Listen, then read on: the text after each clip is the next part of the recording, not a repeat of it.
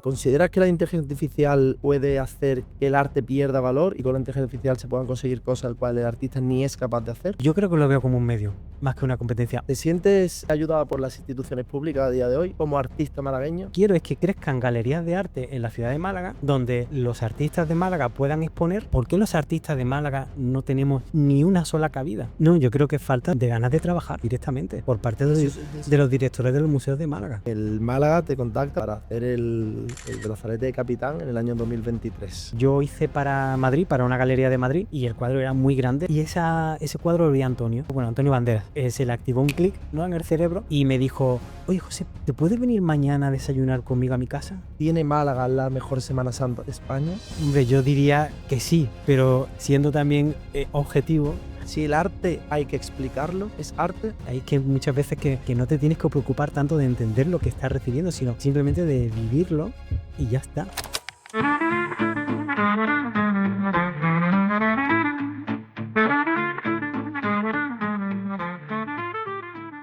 Buenas a todos, bienvenidos a Soy Fomo Podcast. Hoy tenemos con nosotros a Puche, el primer europeo en exponer sus obras en la Ópera de Sydney, un malagueño de sangre que ha llegado a ciudades como Nueva York o París. Una persona que con mucho arte conmemora a su ciudad en cada brazalete del equipo de fútbol. Un artista de identidad propia. Es un placer tenerte aquí, José Luis. El placer es mío, Ricardo.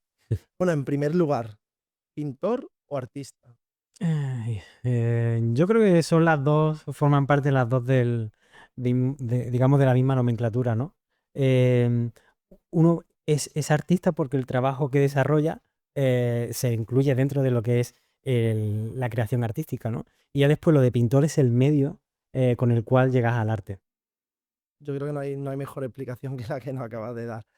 Bueno, antes de empezar a hablar un poco de este tema tan interesante, que primero quiero poner en situación a la gente sobre lo que haces, pero también sobre lo que es el arte en general, me Ujú. gustaría que nos contase un poco sobre ti. ¿Dónde eres? ¿Dónde te has criado? Yo aquí en Málaga, yo soy malagueño 100%, nací en Carlos Haya en el 76 y bueno, pues desde pequeño tuve esa inquietud, porque mucha gente, fíjate, me pregunta, oye, pero ¿con esto se nace o se hace? Era mi Yo, próxima pregunta.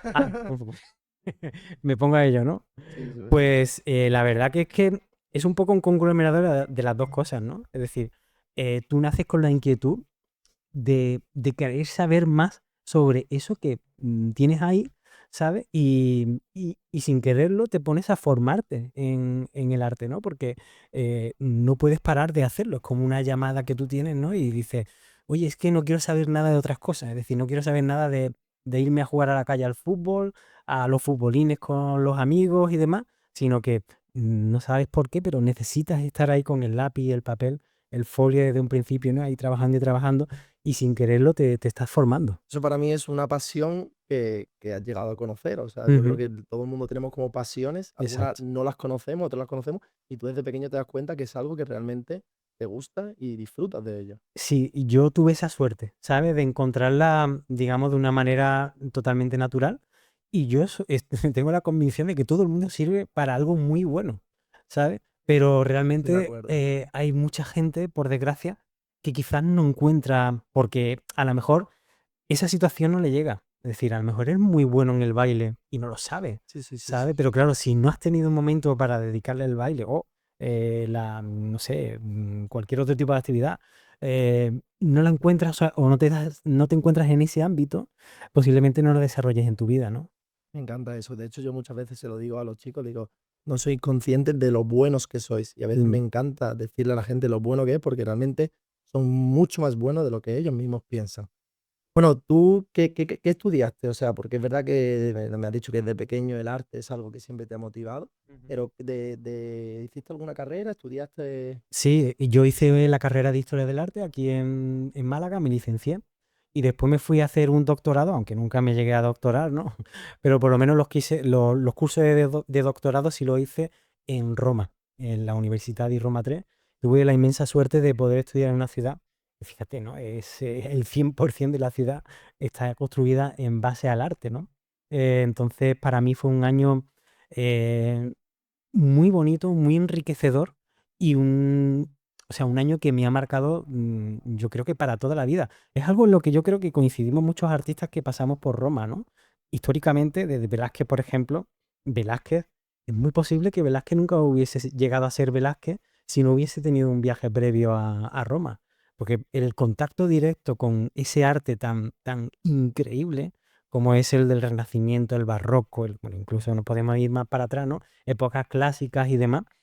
Claro, es tanto, tanto lo que hay que aprender de ahí que cuando lo adquieres, forma parte de ti, ¿sabes? Y te calan los huesos y lo tienes para toda la vida. Me resulta curioso que te pregunte qué es lo que has estudiado y luego que hagas referencia a una experiencia y a una visita a una ciudad que te hace que asocies a todo lo que has aprendido, quién eres a día de hoy, a lo que realmente has visto. O sea, que eso me hace pensar que en una carrera es importante, que se puede aprender, pero que no hay nada como viajar, conocer a otros escultores, pintores, artistas, para inspirarte y para ser quien eres a día de hoy. Exactamente, mira, lo hablaba el otro día tuve un encuentro hace un par de días con una profesora mía que yo tuve en la facultad y claro, yo le hablaba diciéndole, es que cuando nos poníais las diapositivas, por ejemplo, del Caravaggio, en las diapositivas que teníamos tenían tantísimos años, habían pasado por tantas proyecciones que las telas eran amarillas.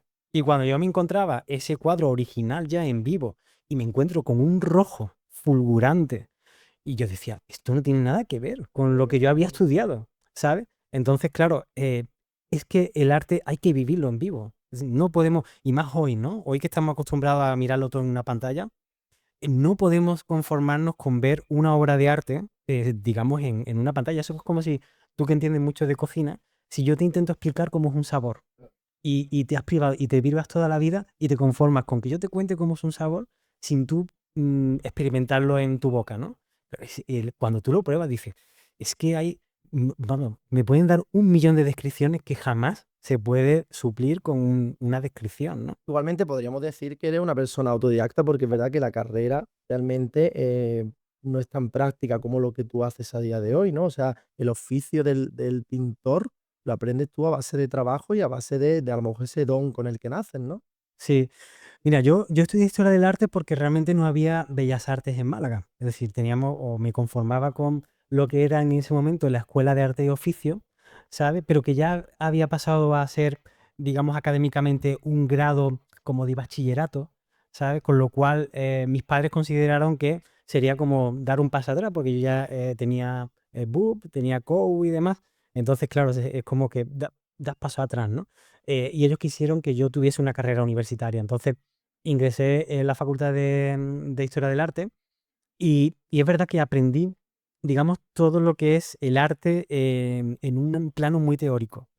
Y digamos, en el plano práctico lo he ido aprendiendo yo solo, de todo lo que he ido viendo. Claro, al final estudias tanto arte, tanto, he estudiado al final muchísimos años, ¿no? Que al final ya sabes en qué consiste el arte, ¿no? O intentas por lo menos aprender de esa manera.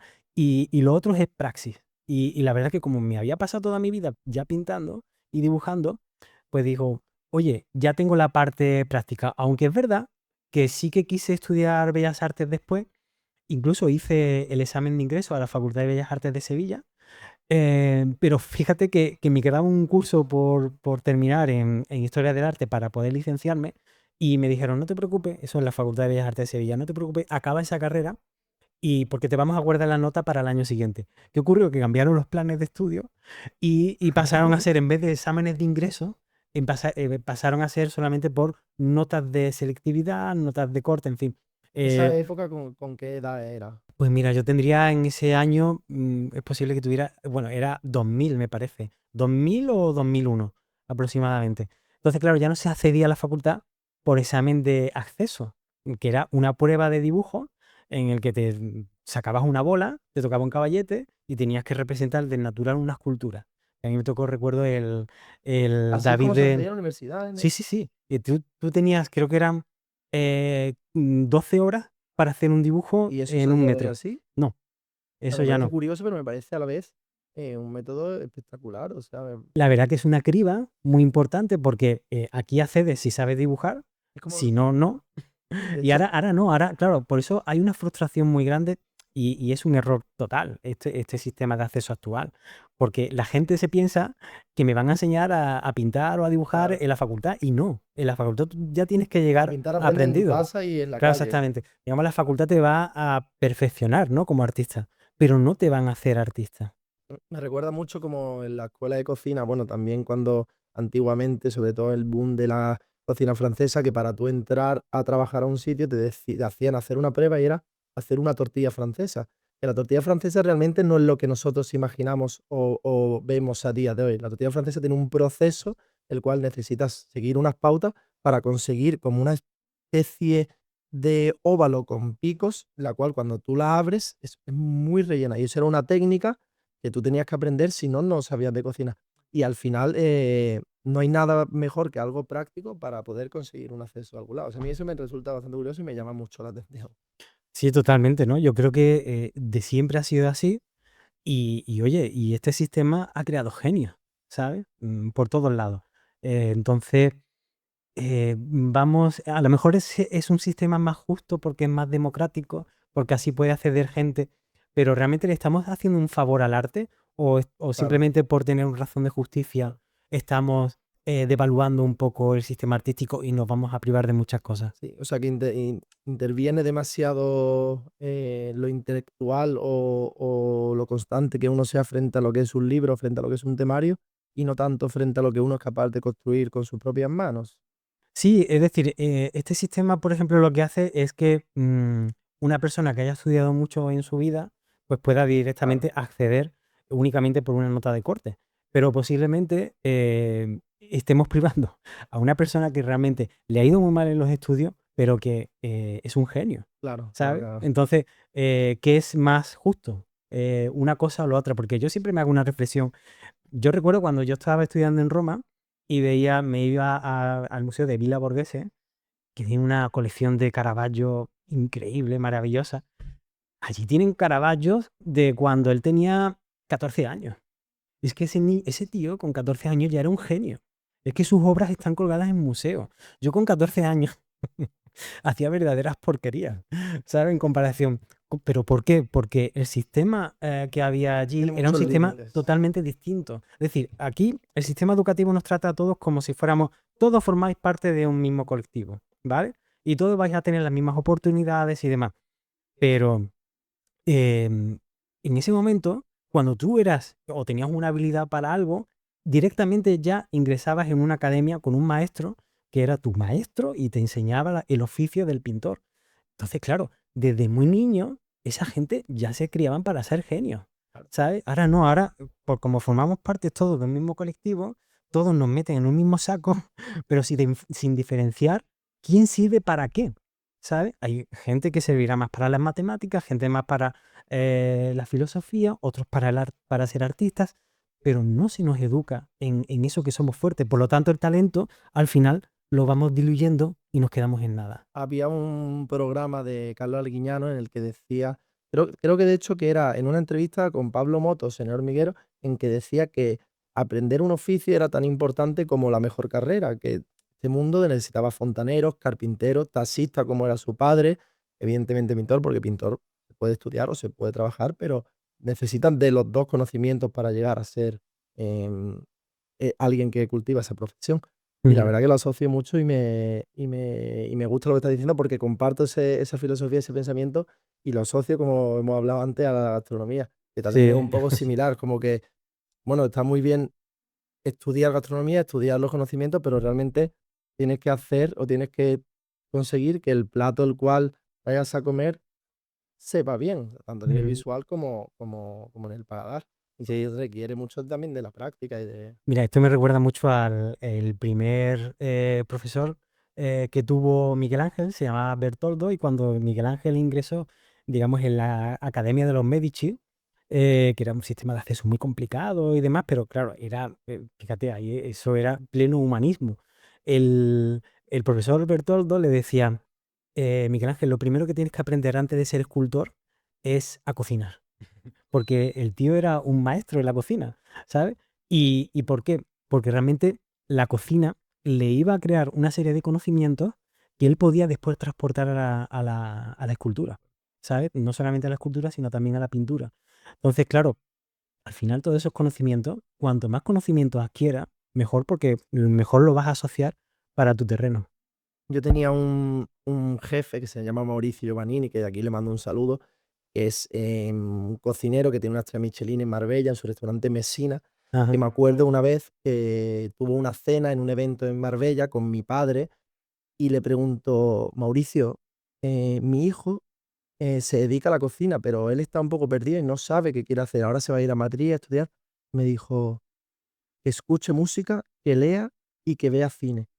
Y yo no lo entendía en su momento, y a día de hoy entiendo muy bien el porqué. Al final, las cosas creativas o los procesos creativos necesitan de imaginación y de nutrirse de información que te haga entender el porqué. Y a mí eso bueno, me acuerdo de un momento el cual mi padre me contó que ocurrió hace 10 años, que me marcó, imagínate. Mm. Imagínate. Bueno, me gustaría volver un poco atrás, para definir el arte y sobre todo para esa gente que nos está viendo.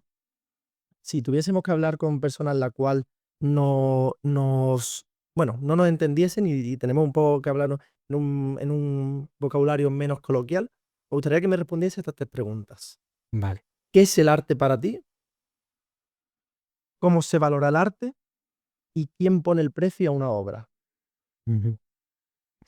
Bueno, pues el arte para mí lo es todo, ¿no? Yo observo arte en todos lados. Desde el diseño de una botella, como por ejemplo la que tenemos aquí, hay un diseño, es decir, hay un pensamiento inteligente sobre ese diseño. Hazme la segunda pregunta que... ¿Cómo se valora el Ah, arte? ¿cómo se valora desde... vale, sí. ¿Cómo se valora el arte Sí, sí, desde sí. la faceta Sí, sí, humana, sí. digamos? Exacto. Pues mira, el arte se valora en función a tus experiencias personales. Es decir, puede ser personal, puede ser profesional. Eh, Yo no voy a valorar una obra de arte del mismo modo que lo valoras tú, porque nuestras situaciones son totalmente distintas, muy posiblemente. Entonces, esto yo es algo que he ido aprendiendo mucho a lo largo de estos años, y es que, claro, no puedes tener el dominio como artista al 100% de lo que todo el mundo va a pensar sobre tu trabajo artístico, ¿no? ¿Y quién le pone el precio? Lo pones tú, pero lo pones tú en un contexto. Es decir, si yo, por ejemplo, si este es mi trabajo y yo no puedo decir, yo por esto voy a cobrar 10.000 euros, ¿sabes? ¿Por qué? Porque lo vale. No. Yo tengo que saber, oye, perdona, tú, este vaso que tienes aquí, ¿cómo lo tienes? ¿Sabes? Eh, y a lo mejor te pregunto también, ¿cuál es tu currículum? Porque claro, el currículum es muy importante para la valoración, digamos, económica de la obra de arte. Cuanto mejor currículum tenga, más justificado está el precio de una obra. Entonces, claro, tú tienes que tener en cuenta el hecho de cómo está tu obra en un contexto, digamos, en este caso ya, aparte del artístico, el mercantil, ¿no?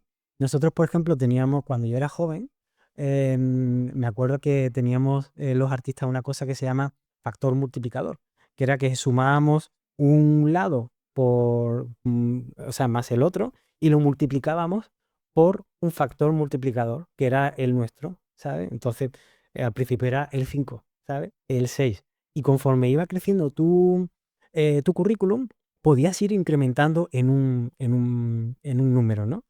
Claro, Al final se basaba en una regla matemática. exactamente, sí, sí, El sí. EBITDA de una empresa o el EBITDA de... Efectivamente, pero porque yo sé que como yo hay compañeros de mi generación que hemos ido creciendo más o menos al unísono, porque trabajamos en esta galería, ingresábamos en este museo, en fin, hacíamos estas cosas, y entonces yo sabía cuál era su factor multiplicador y casi casi que crecíamos al mismo tiempo. De hecho, muchos coleccionistas a la hora de querer comprarnos obras no me preguntaban el precio, me preguntaban cuál es tu factor multiplicador. Y entonces, porque era una manera de comprobar si tú estabas teniendo en cuenta esto, ¿sabes? Y tu precio era razonable o no. Pues, curioso, la verdad que no, o sea, me acabas de dejar bueno, es verdad que al final, es verdad que es un tema y una obra, valorarla en base a lo que uno piensa que cuesta, es complejo. Es verdad Mm. que en ese aspecto, bueno, a mí lo que sí que me gustaría, sobre todo saber si alguien paga un precio por una obra desorbitada, Ujú. O sea, si alguien paga un precio exorbitado por una obra, em, ¿vale lo que se paga o lo que realmente se supone que vale? Bueno, a ver, claro, es que ahí podemos entrar en un terreno como pantanoso, ¿no? Es decir, ¿hay especulación dentro del arte? Sí, la hay y mucha. Pero también es verdad que hay precios desorbitados que son razonables. Es decir, por ejemplo, artistas como David Hockney, ¿no? O Peter Dosh, que se ha llegado a pagar, creo que hasta 80 millones de dólares por un cuadro. Es que al final, estos artistas son referenciales. Es decir, cuando tú ves una obra de Peter Dodge que a lo mejor vale 80 millones de dólares, pues dices, bueno, es que hay medio mundo que pinta como Peter Dodge. ¿Por qué? Porque es un referente. Entonces, yo ahí sí lo veo justificado, porque dices, este tío está marcando una época, ¿sabes? Y es un tío que va a estar estudiado en los próximos libros de historia del arte, ¿sabes? Es que es así. Claro. Pasa igual con, por ejemplo, con Michael Borremans, o pasa igual con, no sé, David Hockney, ¿no? O Neo Roch. Son artistas que están marcando una época y que van a formar parte de la historia del arte. Otra cosa distinta es, a nivel de inversión, si tú te gastas ya 80 millones de dólares, ¿es una inversión o qué es? ¿Sabes? Si mira desde el punto de vista de la inversión, claro. ¿Puede alcanzar aún más valor? A corto plazo, yo creo que no, ¿sabes? Pero yo dentro de 100 años no sé cuánto puede valer esa obra, quizá haya triplicado su precio. Que haya gente con exceso, o sea, que haya gente con economía tan alta que pague cantidades exorbitadas por cuadros, ¿es bueno para el arte? Sí, sí, sí, sí Pero los hay. consideras que es bueno, que aporta, ayuda al arte a valorarse. Sí, sí, ¿por qué no? Lo que pasa es que muchas veces quienes compran estas obras son holding, son empresas, es decir, que no es un particular. Sí, Cuando se claro. gastan 80 millones, 90 millones, no es un particular, habitualmente son holding que compran este tipo de cosas a nivel de o inversión o de otro tipo de cosas. Es un gasto. Sí, sí. Para. Bueno, por poner un poco en el proceso creativo del pintor y que entendamos un poco lo que hay en esa cabeza a la hora de crear, me gustaría que nos contases un poco cómo es ese momento en el que surge una idea y eso termina en una obra terminada. Ujú. Bueno, pues es un proceso complejo porque, claro, desde que comienza a ¿Todas las ideas estar... se llevan a cabo? No, no No habría porque horas en el día, ¿no? claro, en mi cabeza, por ejemplo, ahora tengo muchas obras en la cabeza donde algunas serán desechadas y otras se harán realidad, ¿sabes? Hay muchas veces que tú tienes que como someterle a una crítica y decir, ¿realmente merece la pena de que existas? ¿Sabes? Esa es una cosa que siempre tienes la incertidumbre, ¿no? De saber, uff, esta obra no debería haberla hecha nunca. De hecho, he paralizado muchas obras que se han quedado como a medio hacer, porque cuando ya las estás ejecutando, decía, que no era tan buena. Que me hace pensar que es como un emprendimiento, literal. O sea, que es como Ujú. una forma de cuando uno crea una empresa, cuando uno tiene una idea, a veces se pone a crear una idea y en mitad dice, pues no, o sea, al final es un trabajo y que Sí, el sí. objetivo final es conseguir un precio por ese producto, o a veces simplemente para uno mismo, pero estar orgulloso de lo que está haciendo. ¿Dónde te suelen venir a ti las mejores inspiraciones? ¿Dónde es cuando tú te sientes en el coche camino a casa? Cuando estás en el café por la mañana, ¿cuándo es cuando tus ideas, tus mejores ideas se llevan a cabo? Pues mira, no hay ni tiempo ni espacio para eso. O sea, surge en cualquier momento. Te puedo poner un caso, ¿no? ¿Y qué Hice, suele hacer para memorizarla? Para... uf, no, cuando algo es bueno, de verdad, Ni te lo apuntas. no, no, Sé que cuando esté delante no, sí, me del puedo olvidar esto en lienzo, la vida. seguro que es... Sí, por ejemplo, yo recuerdo el cartel de la Semana Santa del 2020. Ese cartel yo, mira que llevaba muchos días rumiando el cartel en la cabeza, pero ninguna idea que yo tuviese era buena, ¿no? Y recuerdo un día que iba paseando por Teatino, pues bueno, iba con el coche, ¿no? Y de estas cosas que tienes que parar porque hay mucho tráfico y tienes que ceder el paso, ¿no? Y de repente había un mogollón de carteles y además eran de circo y cosas de esto, uno sobre otro, ¿no? Y, y claro, y los veía rotos y se veía el de atrás, ¿sabes? Y digo, ostras, ¿cuántos carteles hay ahí colocados? Porque además se veía un tochazo gordo, ¿no? Había mucho volumen ahí. Y ahí supe que ese iba a ser el cartel, porque pensé, ya inmediatamente ligan las ideas, ¿no? Porque dices, Yo quiero hablar sobre la memoria en la Semana Santa. ¿Cuál es esa memoria que tenemos cada uno, no? Y vi ahí en esos carteles repellados uno y amontonados uno sobre otro que esa imagen hablaba de la memoria. Para que tú veas, antes de yo empezar el podcast, que estaba con Alejandro viendo un poco tus obras, yo era literal eso lo que había interpretado. O sea, no sé si consideras que cuando has transmitido lo que realmente está en tu mente mientras estás creando esa obra, si lo que yo interpreto es un caso exitoso o es que has transmitido bien lo que tú realmente estás inspirándote, pero yo es lo que había interpretado viendo esa obra y realmente me resultaba curioso. Asociaba también un poco como a ese folleto que te trae la portada de la guía de todas las procesiones de la Semana Santa, que el primer día empieza como muy bonito y luego, conforme van pasando los días, se va deteriorando. Y era como un poco esa evolución del proceso, de cómo se encuentra.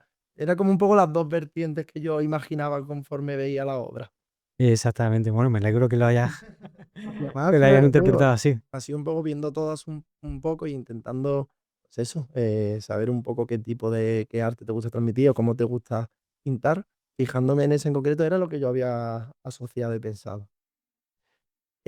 Por un poco saber los plazos que hay un artista o el trabajo que hay detrás de una obra, ¿desde cuánto hasta cuánto se puede uno dedicar a cada obra?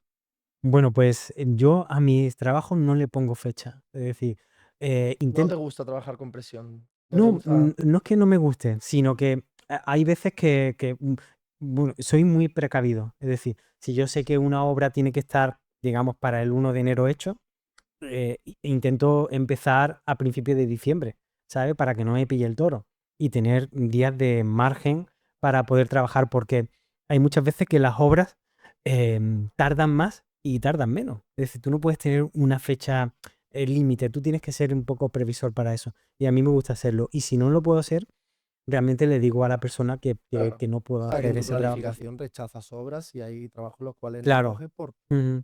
Sí, yo acabo de terminar ahora un mural en Torremolino y, y yo cuando dije el plazo de realización dije 1 mes. Digo, lo mismo tardó 2 semanas. Digo, lo mismo son 3 semanas, pero yo calculo que en 1 mes estará. Y efectivamente hemos tardado un poco más, podría haber sido un poquito más corto de periodo de realización, pero la verdad que el trabajo me exigía que estuviese más días trabajando en ello. ¿Cuántos metros? Aquel son 15 metros de alto por 7,5 de ancho. Mm, Son 95 metros cuadrados. sí, pero claro, es una, o sea, el trabajo ha sido muy arduo porque es un trabajo, o sea, es un muro que no es un muro liso. Si el muro hubiese sido liso, Lugoso. el resultado hubiese sido totalmente distinto y mucho más rápido. Pero el hecho de que tuviesen es que esas construcciones antiguas que se hacían en los 60 y los 70, ¿Con ¿no? qué tipo de pintura?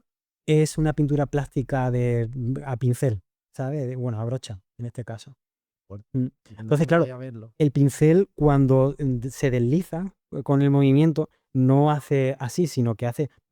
Claro.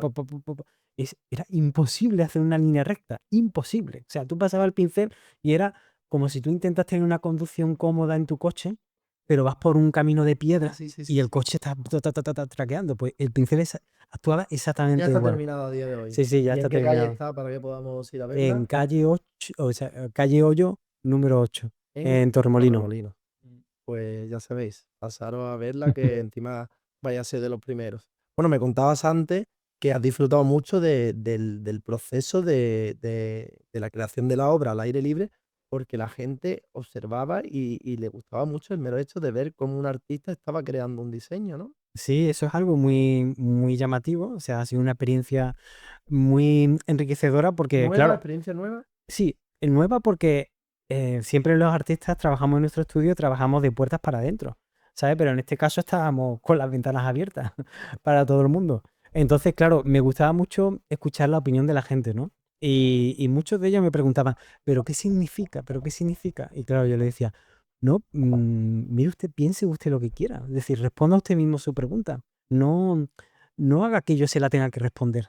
Usted llévese su propia verdad, no la verdad que yo le quiera vender, ¿sabes? Me resulta curioso porque si me preguntasen, diría que un artista hace un estudio que pinta en cuadros no está preparado para pintar en la calle, y también diría que un artista de calle no sabría, y sin embargo, una persona como tú que pinta en su estudio ha pintado un cuadro de unas dimensiones completamente diferentes a lo que estaba acostumbrado y en una condición atmosférica diferente, y me dice mucho de un gran artista.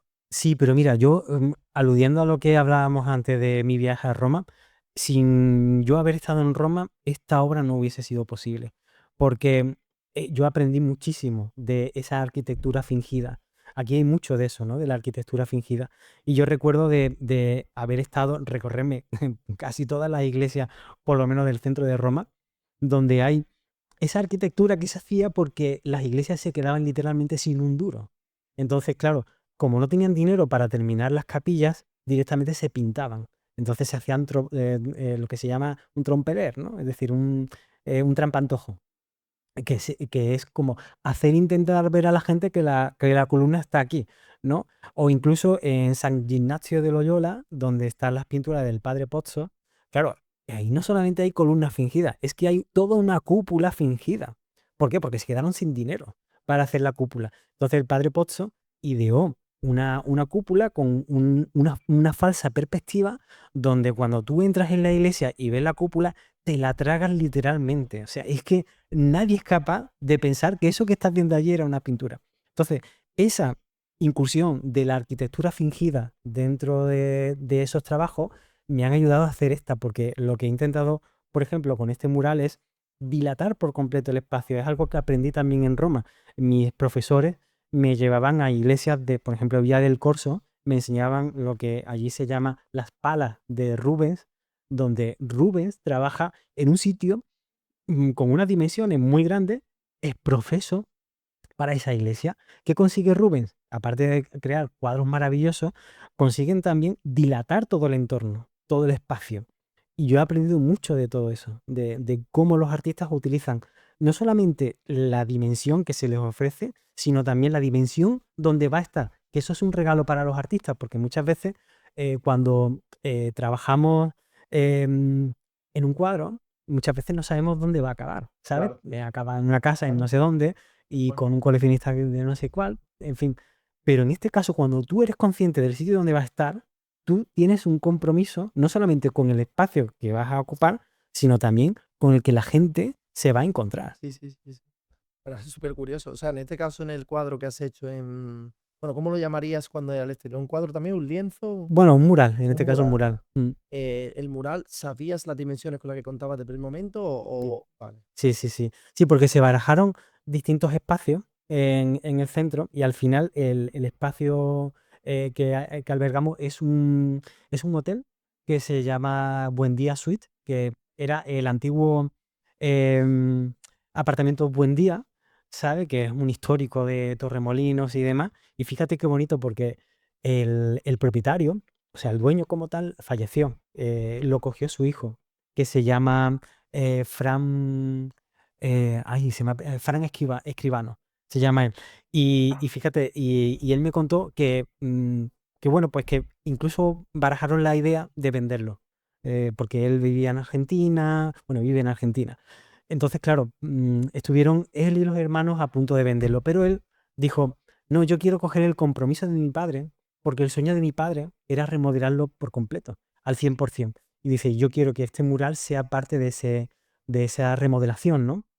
Así que formar parte de algo así, para ellos, pues es muy bonito, ¿no? ¿Ese mural ha estado antes en tu mente únicamente o ha sido plasmado en un papel antes de acabar en... No ha sido plasmado porque, claro, esto también va por con una especie de consenso con el ayuntamiento de Torremolinos. Entonces, claro, Y yo he tenido presentas bocetos que exactamente, yo he tenido que presentar y bocetos y demás. coincides con otros artistas para ser Ujú. candidato a realizar ese mural? Ah, Exactamente. genial. Ujú. Muy guay. Bueno, me gustaría un poco también, ya que estamos ahora con el mundo de la inteligencia artificial, que está llegando a todas las empresas, a todos los campos, a todos los terrenos. ¿Consideras que la inteligencia artificial está peligrando sobre el arte? O sea, ¿consideras que puede hacer que el arte pierda valor y con la inteligencia artificial se puedan conseguir cosas al cual el artista ni es capaz de hacer? Bueno, ahí, verás, es un tema controvertido, ¿no? Ahora mismo, porque como es nuevo, todo lo que es nuevo siempre nos da miedo, ¿no? En el arte, yo creo que incluso ya hay artistas que están utilizando la inteligencia artificial, quizás no como un fin, sino como un medio. Yo, por ejemplo, en mi caso, estoy comenzando también a trabajarla, pero para ver cómo funciona todo esto. Yo, por lo que he podido comprobar ahora mismo, yo no puedo sacar un ¿Pero lo cuadro. ves como una competencia o como un medio? Yo creo que lo veo como un medio, más que una competencia. Hoy por hoy, es que claro, sí, Porque si es una máquina puede llegar a ser una competencia. claro, puede llegar, pero al final, bueno, a ver, yo como lo que hago es tan personal, ¿sabes? Es decir, lo que va al dibujo, es que es un dibujo y una máquina no lo puede igualar. O sea, es que yo también tengo una morfología dentro de mi trabajo artístico que es muy difícil de plagiar, muy difícil, ni siquiera una máquina, porque lleva un proceso al final tan arduo de trabajo que es muy complicado que ni siquiera una persona que se quiera empeñar en copiarlo sea capaz de hacerlo, porque hay mucho proceso en esto. Entonces, ahí yo he visto incluso artistas, estuve en Nueva York hace un par de meses y había un artista que presentaba eh, su trabajo, además creo que se emitía a las 2, no, a las 11:55 de la noche en todas las pantallas de Times Square, ¿sabes? Se emitía, porque se iba a exponer en la galería de New York y toda la obra se podía ver digamos, en vivo, ¿no? Prácticamente. Y es verdad que los resultados, según lo que él hacía antes, son muy distintos, ¿sabes? Pero bueno, a mí me parece que también incluso hasta los propios errores que comete la inteligencia artificial pueden ser aprovechados para trabajarlo desde un punto de vista artístico. Pues súper interesante lo que nos comenta. Me gustaría hacer hincapié también un poco en la ciudad de Málaga, porque la verdad que yo soy una persona que está enamorada de Málaga. Nosotros los negocios de hostelería los asociamos también mucho a la ciudad, Ajá. trabajamos productos de sabor a Málaga, intentamos, bueno, al final creo que si no nos apoyamos entre nosotros, ¿quién nos va a apoyar? Creo que somos los primeros que tenemos que apoyar y más sobre todo para luego intentar llegar al público nacional o internacional. Em, Malagueño, creo que también es una persona que está enamorada de la ciudad, que está enamorada de Sí, Málaga, que has sí, hecho sí. mucho trabajo con el Málaga. Me gustaría preguntarte, ¿te sientes ayudada por por las instituciones públicas a día de hoy como artista malagueño? Bueno, a ver, yo parto de la idea de que las instituciones públicas tampoco nos tienen que ayudar demasiado. Es decir, el dinero público no está para usarlos en, digamos, en ayudas en exceso, ¿no? Simplemente yo lo que creo que el dinero público lo que tiene que estar es en provocar un desarrollo. Si es en la economía, por ejemplo, pues que se cree para que se quede un tejido que nos permita vivir. No queremos el dinero directamente. Lo que queremos es que se invierta ese dinero en crear un tejido cultural que sea sostenible económicamente, ¿sabes? ¿Qué es lo que nos está pasando en la ciudad? Interesante, superinteresante. Claro, yo no quiero que a mí venga la Concejalía de Cultura y me diga, José Luis, 2.000 euros para ti. A mí de qué me sirven dos Pero mil que euros. Málaga sepa de arte, que Málaga Claro, cultive arte, que Málaga quiera arte. exactamente. Yo lo que quiero es que crezcan galerías de arte en la ciudad de Málaga, donde los artistas de Málaga puedan exponer, donde los artistas de Málaga puedan irse fuera también a exponer. Yo qué sé, tenemos acuerdos con París, ¿no? Con el Centre Pompidou. ¿Por qué los artistas de Málaga no tenemos ni una sola cabida en ese? Puede haberse hecho un intercambio de artistas entre Francia y España, o bueno, en este caso Málaga, ¿no? Pero no hay un desarrollo en ese sentido. Yo he hecho cosas para el Pompidou de París y la dirección del Pompidou de Málaga, o sea, perdón, he hecho cosas para el Pompidou de Málaga. Intenté que hubiese Intercambios entre obras. exactamente, ya que nosotros aceptamos aquí a todos los franceses, que también nosotros, dado a la inversión que también hacemos en ellos, también pudiésemos tener alguna participación, por ejemplo, en el Pompidou de París, ¿no? Porque además mi trabajo venía avalado por el Pompidou de París. ¿Pero considera que eso es falta por falta de recursos económicos o...? No, yo creo que es falta de ganas de trabajar directamente por parte Eso de los directores de los museos de Málaga. eso es más labor, eso, vale, vale, vale. Sí, sí, en este caso son los directores ¿Hace falta de... mucho recurso económico para ser un gran artista o crees que está más en la pasión y en las ganas? A ver, es que el ser artista, claro, nosotros, como somos unos románticos, que estamos en nuestros estudios ahí trabajando y solo nos Sin importa ánimo de nuestro lucro trabajo. casi, porque realmente aman lo que hace. Claro, claro. Al final, si no te das cuenta de que estás inmerso en un sistema empresarial, pues estás muy equivocado. Porque es que si no, no vas a subsistir como artista. Es que el ser artista hoy es tener que pagar a un autónomo, tener que pagar un asesor fiscal, tener que pagar también un equipo de marketing que se ocupe de las cosas que tú no sabes, ¿sabes? Es decir, es un sinfín de cosas. Ahora yo he tenido que renovar mi página web porque teníamos Y que, más en el mundo en el que encontramos que hay mucha competencia en todos los campos. claro, las redes sociales están a la orden del día, es decir, no puedes publicar cualquier cosa, sino tienes que tener mucho control sobre todo aquello, cuándo lo publicas, cómo lo publicas. A fin de cuentas, necesitas muchos recursos para todo esto. Entonces, claro, necesitas saber cómo moverte en este terreno. Entonces, no es que cueste mucho dinero, le cuesta como a cualquier empresario, ¿sabes? Necesitas pagar tu estudio, necesitas pagar tus materiales, la luz, el agua, en fin, todas estas cosas, ¿no? Pero tienes que saber cómo conseguir los recursos para poder pagar todo ello. Al final está claro que como haciendo un poco referencia al tema de antes, como cualquier oficio, detrás de una obra de arte hay un empresario que realmente trabaja día a día y que tiene que cumplir con sus obligaciones. Y luego es verdad que es eso, que el mercado, en este caso, que hay grandes museos en la ciudad, pues con contacto y con ganas habría que intentar que llegase a ciudades de más renombre o que realmente tienen ese caché a nivel mundial para tener obras de otros artistas internacionales.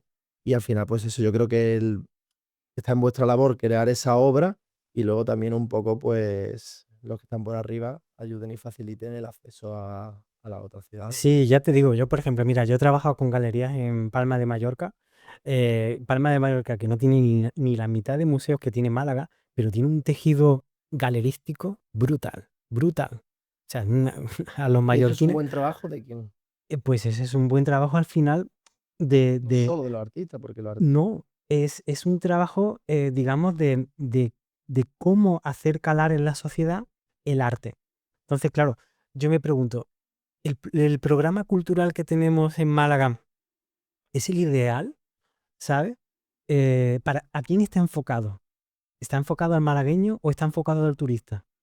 ¿Sabes? Entonces, claro, eh, en el malagueño no está permeando el arte, ¿sabes? La cultura. Habría que preguntar cuántos, porque de eso seguro que hay datos, cuántos de los que van a los museos son de Málaga y cuántos son turistas. Entonces, claro, si no permea en la ciudad, en el malagueño, ¿de qué nos sirve? Para el turismo, ok, pero no para el tejido cultural.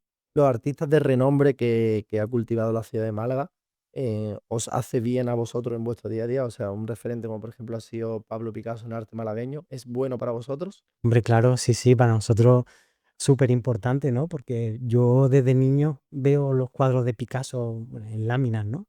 En el colegio los tenía por todos lados. Entonces, para mí era un estímulo, porque tengo un referente, ¿sabes? Ya, oye, este era un magnífico pintor, es posiblemente de los 3 o 5 mejores de toda la historia del arte. Y era malagueño, es decir, nació en Málaga como tú, ¿no?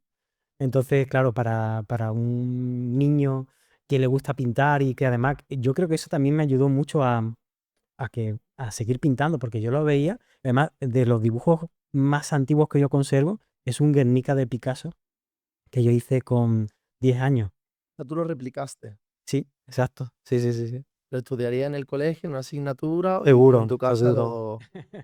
lo ponías? Es que, ya te digo, Picasso, yo recuerdo en mi colegio plagado de póster de Picasso por todos lados. Mm. Qué fuerte, qué guay. Bueno, para hablar un poco del futuro y la evolución de tu carrera, en este caso me gustaría asociarlo un poco a tus trabajos en lo que es una ciudad como Málaga. Me gustaría que nos contase un poco sobre los proyectos que tú has realizado.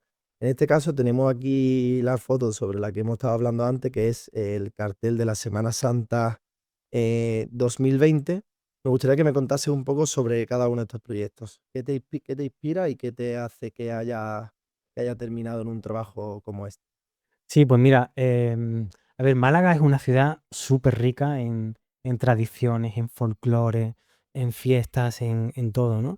Claro, es que tenemos por todos lados. Es decir, desde la Semana Santa, la feria, el carnaval, los verdiales, es interminable. O sea, nos ponemos aquí a hablar y entonces al Eso está final, realmente asociado a una cultura, no fiesta exacto, sí, sí, sí, de no fiesta de, festival, no fiesta exactamente. de música, de festivales de música, no, o sea, de música urbana, sino eh, Claro, claro, exactamente, de festividades que directamente base a una tenemos. cultura. Claro, en este caso es la Semana Santa, pasión, muerte y resurrección de Cristo, ¿no?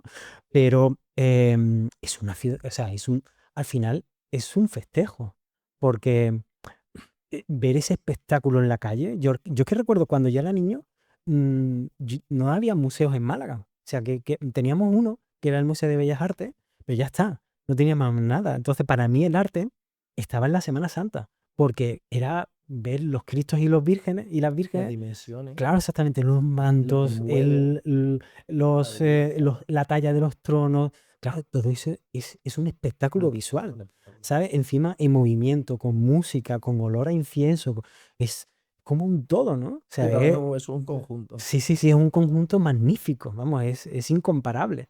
Entonces, claro, todo eso también es un estímulo para un artista y un artista que vive en una ciudad también tiene que ser permeable a todo lo que esa ciudad te ofrece. Y de la manera en que tú lo recibes, cómo lo interpretas después, ¿no? Porque yo he querido interpretarlo y a mí me llegó el de la Semana Santa y me llegó el del carnaval porque también me encanta el carnaval. Entonces, claro, al final, el hecho de que haya esta cartelería, ¿sabes? También es un estímulo para los artistas para poder investigar sobre esos terrenos que a lo mejor de otro modo no me hubiese llegado a la oportunidad. Brazalete 2023. El Málaga te contacta para hacer el brazalete de capitán en el año 2023. Ujú. ¿Qué te Sí. dice? ¿Qué nos puedes contar de esa anécdota y de Pues mira, ese tú, momento? todo esto llega cuando estábamos al pique del descenso, por desgracia, ¿no? Estábamos en segunda división, creo que quedaban 5 jornadas para el final y estábamos ahí que estábamos intentando que podíamos lograr mantenernos en la segunda división y demás. Y entonces yo me puse en contacto con el Málaga porque ya había tenido previamente una experiencia con ellos en lo Siempre Fuerte y yo le dije al Málaga, oye, mira, me duele mucho ver todo esto, pero tenemos todavía un hálito de esperanza. ¿Puedo hacer algo para ayudaros? Y entonces Quique Pérez se puso en contacto conmigo y me dijo, oye, José, quiero hacer unos brazaletes dedicados a la afición, para darle las gracias por todo lo que está haciendo por el club. Dice, ¿puedes hacer algo dedicado? Y total, me puse a ello y surgió el primer brazalete. Y la verdad que claro, que funcionó muy bien. Y inmediatamente Quique me dijo, oye, haz otro. Y digo, pero otro para el siguiente partido en casa. Dice, no, no, ve haciéndome uno para cada partido que nos queda. Y de ahí surgieron 5 brazaletes. Ya después, claro, la verdad que la afición la había cogido muy bien. Y cuando empezábamos el año pasado, ya en primera ref, Quique me llamó, me volvió a llamar y me dijo, oye, José, ¿qué te parece si retomamos la idea de los brazaletes, pero dedicado cada partido a un municipio de Málaga? Y claro, digo, oye, sería fantástico. Qué Dice, guay. sí, se lo queremos dedicar para que, digamos, toda la provincia de Málaga se vea involucrada en el Málaga Club de Fútbol, ¿no? Guay. Así surgió la idea y hasta hoy. Musicales Gypsy. Em, quiero separarlo en dos partes, el mural y las obras. Primero, háblame del mural. ¿Cómo acaba, bueno, una idea plasmada en el Teatro El Sojo? Pues mira, yo tenía, a ver, todo empezó por un cuadro que yo hice para Madrid, para una galería de Madrid, y el cuadro era muy grande, eran de 6 metros por 2. Y ese cuadro lo vi a Antonio. Y entonces a Antonio se le como activó, bueno, Antonio Banderas, se le activó un clic, ¿no? En el cerebro y me dijo, oye, José, ¿te puedes venir mañana a desayunar conmigo a mi casa? Y le dije, sí, claro, allí estoy. ¿Cómo Total. no?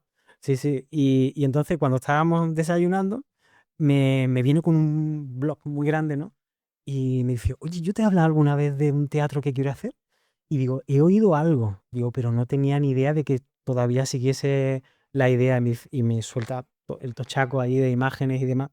Y entonces me dice, mira, José, este es el hall, así va a ser el teatro y tal. Dice, en este hall me gustaría que hubiese un cuadro tuyo muy grande. En principio hablamos de 8 metros de cuadro. Entonces, claro, yo dije, wow, esto es la leche. Y entonces, claro, me dijo, ¿Cuánto acaba el cuadro? no, al final el cuadro acabó en 5,5. Pero no se pudo hacer más grande porque es que el arquitecto me dijo, José, no puede ser tan grande porque necesito espacios para colocar unas columnas aquí, no sé qué, son problemas arquitectónicos, ¿no? Entonces el cuadro al final fue más pequeño, de 2,5 a casi 6, casi. Pero bueno, Y eso fue un poco la vía a tener a día de hoy grandes obras tuyas en lo que es el hall de la entrada al Teatro El Sojo. exactamente, hay una gran pieza que se llama Todos los mundos posibles porque refleja toda la posibilidad que hay de poder tener a un personaje real encima del escenario. Es decir, el Quijote como tal no existe, pero si hay alguien que hace de intérprete, o sea, interpreta a que el Quijote exista, ¿sabe? Como tal, entonces su existencia se hace posible. Así que a partir de ahí, imagínate todos los mundos que se hacen posibles encima del escenario, ¿no? Esa fue un poco la base de la cual partir en este mural. ¿Consideraste que ese fue un gran salto en tu carrera o que era parte de lo que tú estabas ya seguro que ibas a conseguir, que era al final pues empezar a acceder a sitios diferentes, a sitios en los que acudiese gente em, con una marca que habría creado alguien con mucho nombre? Mm. ¿Cómo fue eso? No, toda la obra, al final toda obra siempre te hace crecer, porque lo bueno de piezas Sea como como esta, sea, claro, toda la tienes en valor y toda sí, está ya sea orgullosa. pequeña o grande, ¿eh? O sea, en este caso, por ejemplo, era para un proyecto muy bonito, que es un teatro nuevo, además un teatro que era el sueño de Antonio, porque a mí Antonio me contaba, mira, José, cuando yo era adolescente, actuábamos en cualquier lugar. Dice, podía ser el Teatro Romano, y me enseñaba fotos del vestido de romano allí en calle Alcazabilla, o actuando en un club, en un pub o en cualquier sitio. Dice, siempre hemos estado en escenarios distintos, ¿no? Y muy rocambolescos, muchos de ellos. Dice, y siempre he tenido el sueño de tener un teatro fijo donde poder actuar. Esa es un poco la diferencia entre el teatro y el cine, al final. Exacto. Un teatro Ujú. tiene un Exacto. escenario que tú modificas, pero que una base puede ser Ujú. igual, y luego el cine pues se graba claro. Efectivamente. Entonces, claro, a partir de ahí surge todo. Y para mí era muy bonito poder estar, como lo que te he comentado antes del mural de los Buen Día Suite, ¿no? En este caso, para un teatro, ¿no? Y formar parte de la historia de Antonio Banderas. Hay un cuadro que me han comentado que hiciste, que está ahora en puja, que es un poco por la causa de la Dana.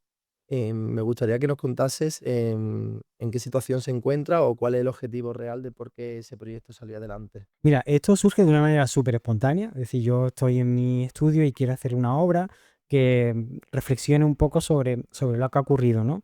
En este caso se llama o sea, el pueblo salva al pueblo. Em, claro, se trata de unos chicos que están barriendo el lodo, ¿no? Y del barrido surge la señera, es decir, la bandera de la Comunidad Valenciana.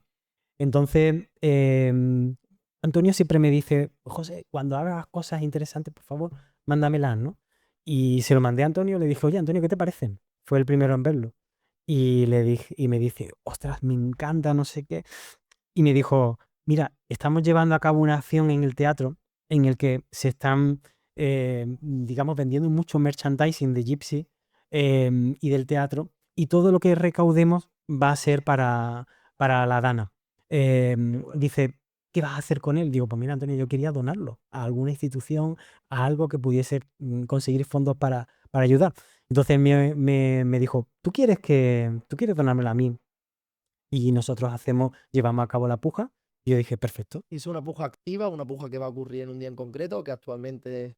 Pues mira, la puja consiste en que el cuadro está ahora mismo en el Teatro del Sojo, está abajo, todo el mundo puede acceder que quiera verlo, ¿vale? Y hay una urna al lado con una serie de papeletas en la que cada uno que llega, pues rellena con sus datos Ah, personales, o sea, su nombre, su DNI, teléfono y demás, pone el dinero que quisiera por el cual puja, la echas a la urna y el día 12, que creo que es el último día de función de Gypsy, el 12 de enero, pues la puja más alta pues es la que se lleva el cuadro.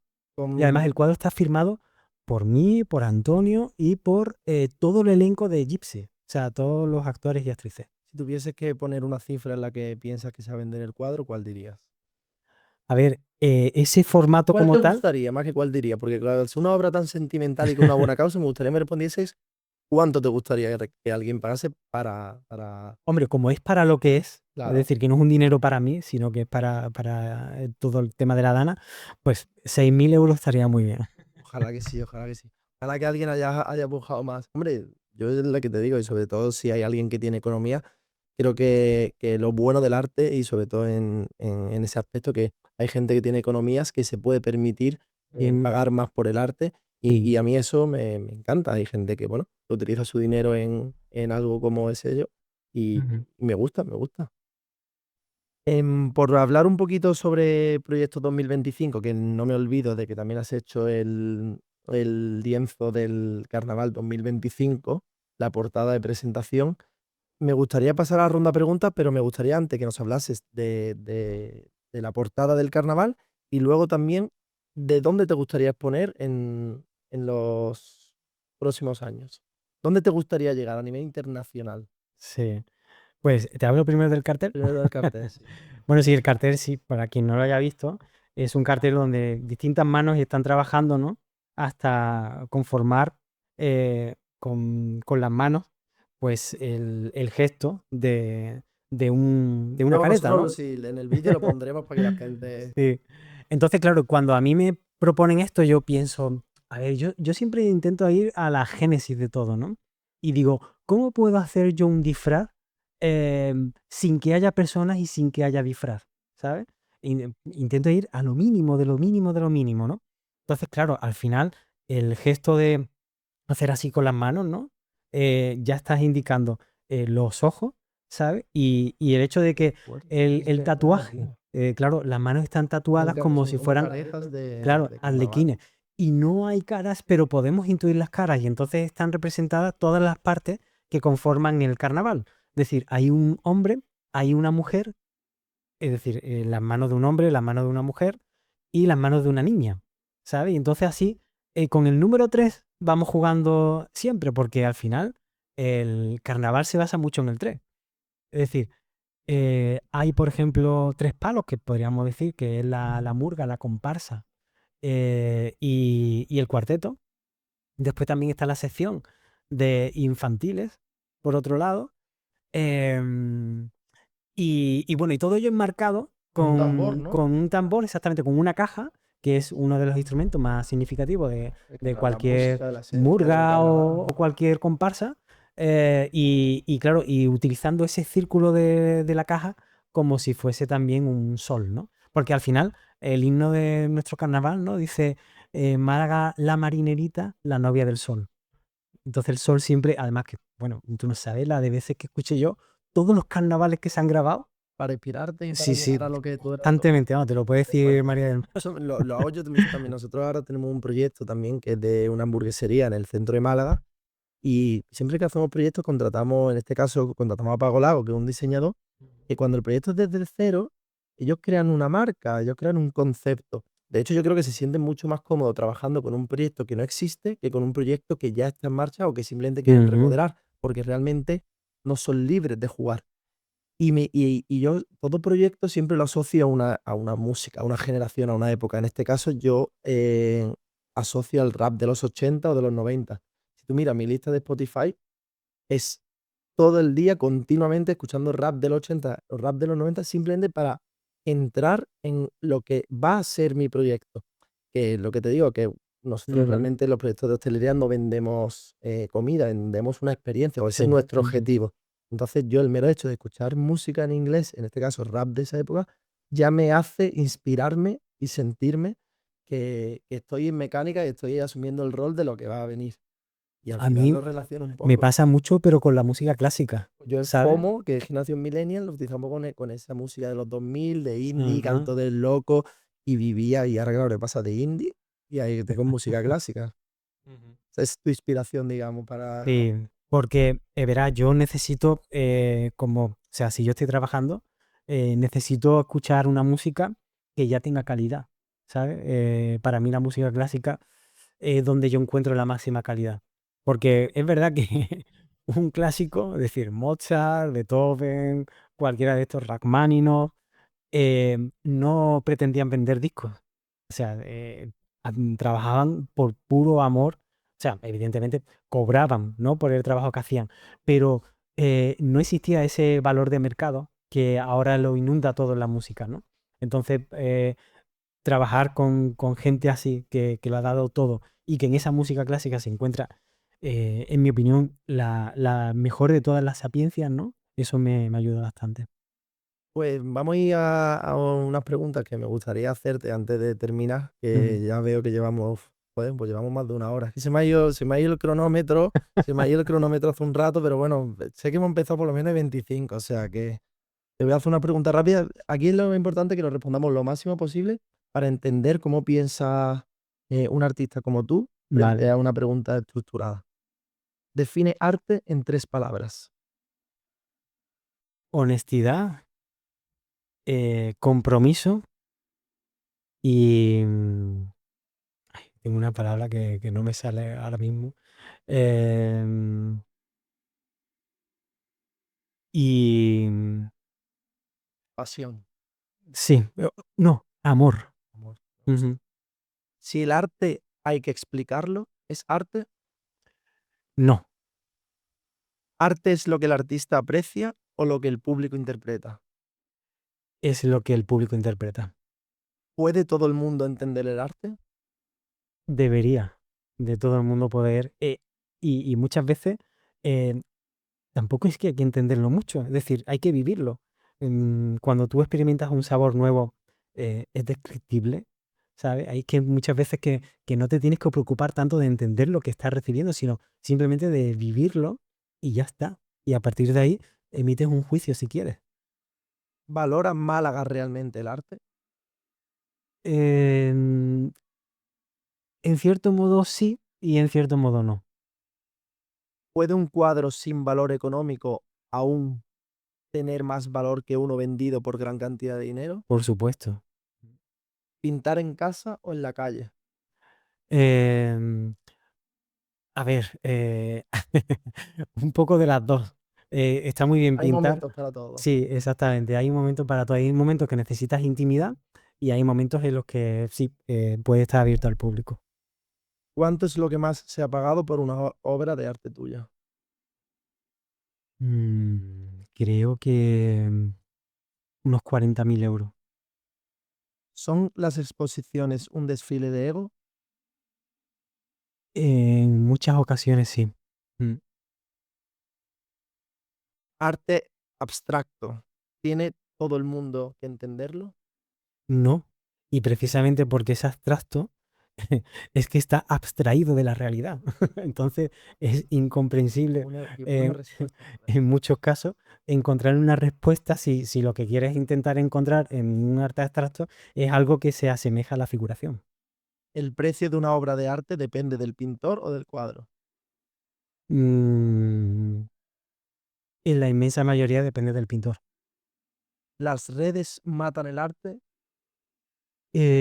No si después la gente intenta acercarse a ella a nivel físico. Como amante de Málaga y de la Semana Santa, ¿tiene Málaga la mejor Semana Santa de España? Hombre, yo diría que sí, pero siendo también objetivo, es que la Semana Santa es muy buena en toda España, ¿sabes? Es Muy verdad, buena. es Es que te verdad. vas a Zamora y es totalmente distinta, pero no por el hecho Incluso en de los ser pueblos de Málaga. totalmente, o sea, no por el hecho de ser distinto es mejor o peor. Yo creo que Si es es algo que que, lleva tanto sentimiento por todo el que lo hace que en ningún claro, lado. no me puedo imaginar una Semana Santa sin estar en Málaga. Eso sí que es cierto. Pero claro, no por ello voy a despreciar una Semana Santa, por ejemplo, como la de Almojía, ¿no? Que es maravillosa.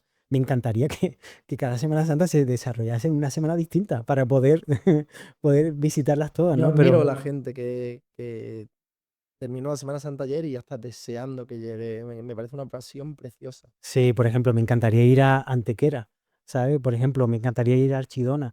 Pero claro, el hecho de saber que te estás perdiendo las de aquí, pues fastidia un poco, ¿no? ¿Cuál es tu cofradía favorita de Málaga?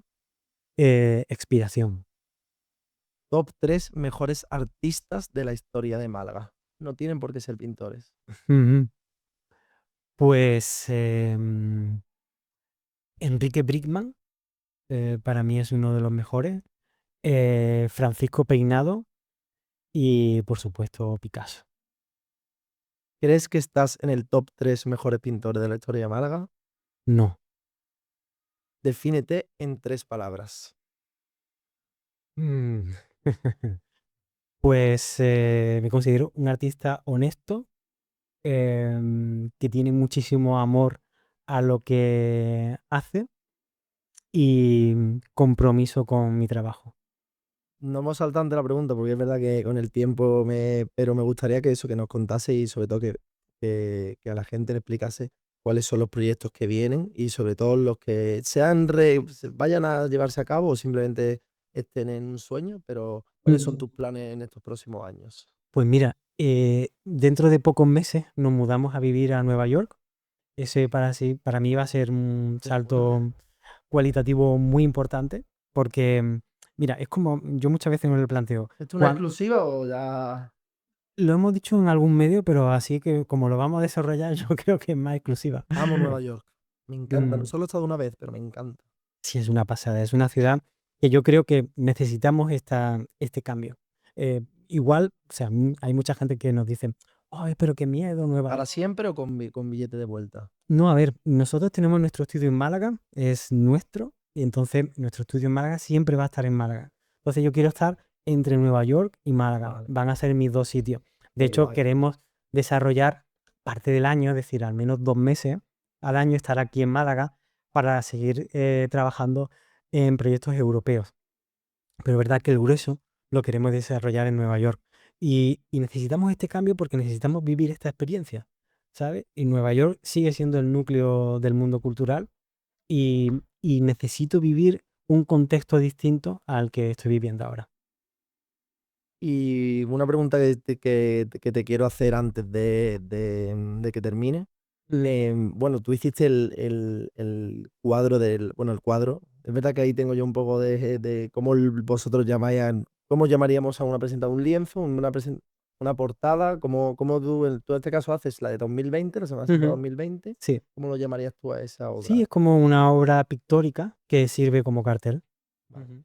Tú cogiste el relevo de la Semana Santa 2019, que hubo un poco de revuelo frente a lo que era la Semana Santa y lo que reflejaba esa obra. ¿Qué nos puedes decir o qué es de ella para ti? ¿Consideras que era justo ese revuelo que se generó? A ver, todo lo que sea querer involucrar cosas, sobre todo, la Semana Santa es tan tradicional que vive casi como anclada en el 18, 17 y 18, ¿sabes? Y todo lo que sea incluir imágenes contemporáneas chirría un poco, ¿sabes? Entonces, esta pieza de José Antonio Jiménez chirrió mucho únicamente por el hecho del graffiti. Em, a ver, él lo explicó muy bien, ¿sabes? Pero lo explicó muy bien a posteriori, creo. Y es que él dijo, em, las cofradías hacen un uso particular digamos, del uso urbano, ¿sabes? Entonces, claro, dice, yo he querido hacer ese uso urbano que forme parte de las cofradías. En mi opinión, ¿por qué chirría tanto? Mira, los grafitis hoy en día son muy variopintos, pero es verdad que ese graffiti era un graffiti como muy macarra, ¿sabes? Es decir, el típico que hace el macarrilla que no sabe pintar, ¿no? Y hace ese graffiti. Que yo no lo critico, es decir, que no me parece mal el hecho de que lo haya usado, sino simplemente em, quizás a la gente le hubiese llegado más si hubiese hecho un graffiti como otros grafiteros veo que hacen las palabras y las frases, ¿sabes? Pero de todos modos, hay una cosa muy interesante en todo esto, que fue la polémica que se armó, que al final algo así siempre viene bien, porque agita a la sociedad, ¿no? Por ejemplo, mi cartel también tuvo cierta crítica, entonces no me parece mal porque al final demuestra que la sociedad está viva, ¿no? Yo he de decir que vivimos una generación de que hagas lo que hagas, te van a criticar. Y Así, más hoy con las eso, redes sociales, que y más con lo fácil que es hoy en día, que con un simple clic dices lo que quieras, cuando quieras, como quieras. Exacto. Entonces creo que hay que sacar el arte que uno lleva dentro e intentar transmitirlo de la mejor forma posible.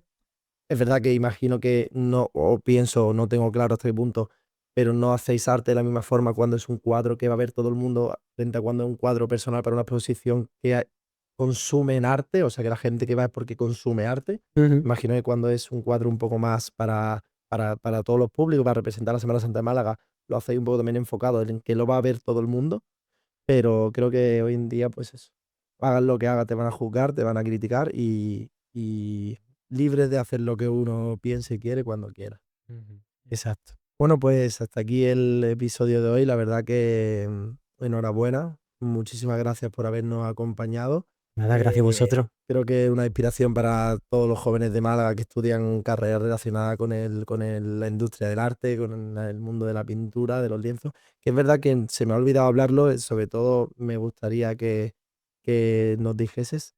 Me comentaron que pintas con carbón y agua, ¿no? O Ujú. sea, eso es un tipo de pintura que es súper compleja. O sea, a mí siempre me han dicho que es de las pinturas o de los métodos más sofisticados para transmitir lo que uno realmente quiere transmitir. Bueno, a ver, todo es dependiendo, ¿no? De qué quieras lograr tú con este medio. En mi caso, por ejemplo, el agua transforma el carbón de una manera casi, casi violenta. Y a mí lo que más me interesa de ese trabajo es precisamente la transformación que tiene. Porque tú ves un dibujo mío antes de que se le aplique el agua, que el agua se le arroja, ¿no? Directamente con una gran paletina. Claro, la gente cuando ve el dibujo sin cambiar, la gente, no, no lo toques, está perfecto. Y digo, no, no, esto acaba de empezar. Entonces se tiene que transformar y crearse algo completamente nuevo, porque es verdad que una de las mejores cosas que puede hacer un artista, digamos, es innovar y crear unos resultados que nadie haya creado, ¿no? Que para eso uno es artista. Es el único tipo de pintura que utilizas a día de hoy. Sí, salvo para el mural de Torremolinos, que sí que he empleado una pintura especial para fachadas y demás.